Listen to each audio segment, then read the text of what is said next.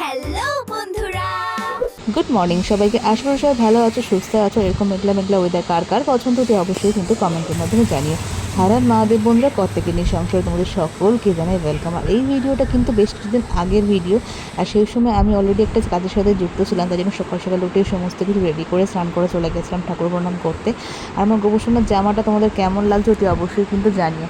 আর ওই জামা মুকুট সব কিছুই আমরা কিন্তু কিছুদিন আগে ওর বাবা আমি দুজনে মিলে পছন্দ করে গড়িয়ার থেকে নিয়ে এসেছিলাম। আর তারপরে গোপসোনাকে প্রণাম করে শিবার মাথায় জল ঢেলে আমি কিন্তু চলে এসেছিলাম রান্না করে। আর কী বলো তো, এই সময়টা আমার লাইফে না বেস্ট মোমেন্ট লাগে। তার কারণ যত কষ্ট দুঃখ সব কিছু আছে, আমি যখন শিবার সাথে শেয়ার করি আমার যেন মনে হয় খুব তাড়াতাড়ি সেই কিছু সলিউশন আমি পেয়ে যাব। তো আমার শিবাকে আর গোপসোনাকে কেমন লাগছে তোমরা কিন্তু কমেন্ট করে জানাতে একদম ভুলো না। আর তারপর চলে এসেছিলাম রান্নাঘরে। আর যেহেতু রান্নাবান্নার সাথে না আমার বিয়ের আগে কোনো যোগাযোগই ছিল না, রান্নাঘরে কোনোদিন ঢুকতামও না সেইভাবে, তো সেই জন্য না একদিকে রান্না করবো একদিকে কাটবো সবজি, সেটা আমার হয়ে ওঠে না। তো সেই কারণে সমস্ত সবজি একসাথে এক জায়গায় কেটে গুছিয়ে রেখে দিই, তারপরে কিন্তু একটু একটু করে রান্নাটা করতে থাকি।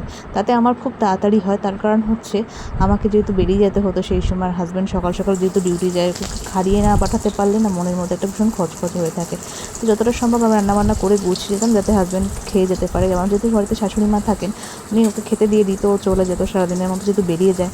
আর কাজ পাগল এমনই মানুষটা, মানে কাজ করতে করতে টিফিন টাইম বেরিয়ে গেলেও খাবার কথা মনে থাকে না। তাই বাড়ি থেকে যদি একটু খাবার খেয়ে যায় তাই মনে একটা আলাদাই শান্তি থাকে।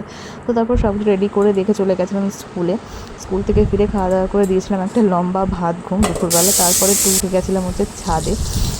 আর মেঘলা মেঘলা ওয়েদারে না ছাদ যেতে বেশ ভালো লাগে, কিন্তু বলো এরকম একটা হাওয়া দেয় যখন গরমের সময়, বেশ আলাদাই একটা আনন্দ আসে। ব্যাস সবার সন্ধ্যাবেলা চলে এসেছিলাম, সন্ধ্যাবেলা সন্ধ্যা টন্ধ্যাগুলো গুছিয়ে দিয়ে নিয়ে তারপরে করেছিলাম যে রেস ওয়াশ পাস্তা। এটা ছিল আমার হাজব্যান্ড করেছিল অফিস থেকে ফিরে। আর তারপরে যে চা আর চুমো নিয়েছিল আমার জন্য। আর এই নেলসটা করেছিলাম আমার হাজব্যান্ডের পছন্দ অনুযায়ী। তো তোমাদের কেমন লাগবে অতি অবশ্যই জানিও। আর এই যে চলে এসে ঝমঝমে বৃষ্টি। আর অনেকেই হয়তো বা বলবে যে বাবা অফিস থেকে হাজব্যান্ড ফিরে টিফিন করে দিচ্ছে আর তুমি বসে খাচ্ছ। অ্যাকচুয়ালি কী বলো তো, রেস্টুরেন্ট পাস্তাটা যখনই হয় তখনই আমার হাজব্যান্ড বলে সমস্ত গুছিয়ে দাও, আমি করবো। তো এই পাস্তার রেসিপিটা ভীষণ ভীষণ সহজ। তোমরা একদিন আমি যদি কমেন্ট করো অবশ্যই আমি তোমাদের সাথে শেয়ার করে দেবো। আর এরকম বৃষ্টি বৃষ্টি ওয়েদার কার ভালো না লাগে বলো, আমার তো খুব ভালো লাগে। কিন্তু কী বলো তো, যখন বাজ পড়ে না আমার একদম ভালো লাগে না, কারণ ওই সময়টা আমার প্রচণ্ড ভয় লাগে। আর বাকি সব কিছুই খুব ভালো লাগে। এবং তারপরে বৃষ্টি থেমে যাওয়ার পরে যে একটা ঠান্ডা ঠান্ডা ওয়েদার থাকে, সেই ওয়েদারে রান্নাবান্না করতেও কিন্তু ভালো লাগে না। আর তোমাদের সাথে কিছুদিন আগেই বলেছি একদম প্রথমেই যে এই ভিডিওটা কিন্তু বেশ কিছুদিন আগের ভিডিও। তখন যেদিনই শ্যুট করেছিলাম ভিডিওটা সেদিন ছিল একাদশী।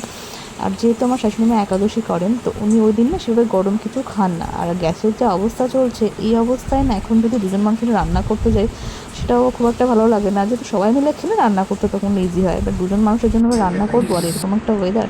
তো ওই জন্য বলেছিলাম খাবার কিছু নিয়ে এসো। তো দেখো কত কিছু নিয়ে এসেছে, নেল পলিশ, চিপস, ক্যাডবেরি, আর সাথে নিয়ে এসেছিলো বিরিয়ানি। তো সেইগুলো সমস্ত গরম গরম যেহেতু ছিল, বিরিয়ানিটা দুজনে রাতে এটাই এনজয় করেছিলাম। আর নিয়েছিলাম দুটো আইসক্রিম। মানে আমাদের না বৃষ্টি হোক আর শীত হোক গরম হোক, আইসক্রিমটা যেন একটু কেমন একটা আমাদের সঙ্গী হয়ে গেছে রাতের। তো ভিডিওটা তোমাদের কেমন লাগলো অতি অবশ্যই কমেন্টের মাধ্যমে জানিও। আমাদেরকে চ্যানেলটাকে সাবস্ক্রাইব করো। আর নতুন নতুন যে কার্টুন ভিডিওগুলো চলছে আমাদের চ্যানেল, সেটা কেমন লাগছে অতি অবশ্যই কমেন্টে জানিও। সবাই ভালো থেকো, সুস্থ থেকো। আজকে এই পর্যন্তই, টাটা।